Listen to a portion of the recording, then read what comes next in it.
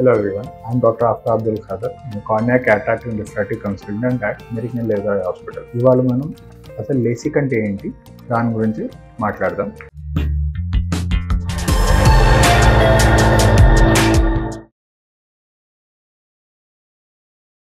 So what is LASIK? So LASIK అనేది ఒక laser procedure. దాని ద్వారా మనం మీ నల్లగుడ్డని రీషేప్ చేసి మీ కళ్ళజోడు నంబర్ని కంప్లీట్గా పర్మనెంట్గా తీసేస్తున్నాం. అంటే లేసిక్ ద్వారా మీ స్పెక్టికల్స్ని మనం తీయగలుగుతాం. సో లేసిక్లో మనం ఏం చేస్తున్నాం? సో లేసిక్లో మనం లేజర్ ద్వారా ఏదైతే మీ నల్లగుడ్డ ఉంది, ఈ నల్లగుడ్డని మనం రీషేప్ చేస్తున్నాం. రీషేప్ చేసి ఆ నల్లగుడ్డ థిక్నెస్ని ఎంతవరకు తగ్గిస్తాం అంటే మీ నంబర్ అనేది 0 అయ్యే వరకు లేజర్ ద్వారా ఆ థిక్నెస్ని తగ్గించి మీ కంట్లో ఉన్న కళ్ళజోడు నంబర్ని 0 చేస్తాం.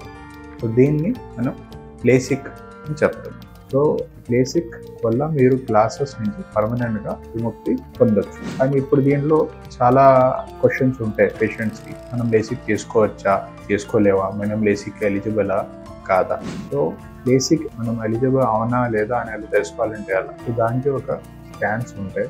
సో ఒక క్రైటీరియా ఉంది. ఆ క్రైటీరియా ఏంటంటే మనకి పేషెంట్ కనీసం 18 years కానీ 19 years కానీ ఏజ్ ఉండాలి. సెకండ్, మీరు వాడే కళ్ళజోడు నంబర్ కనీసం ఒక 6 months చేంజ్ అవ్వకుండా కాన్స్టెంట్గా ఉండాలి.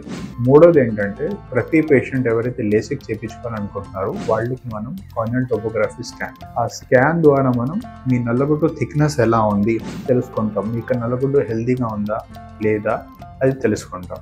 సో దాని ద్వారా ఈ 3 క్రైటీరియాస్ ఫిట్గా ఉంటే ఎవరు కూడా who are above 18 years they can happily go for LASIK to remove your glasses.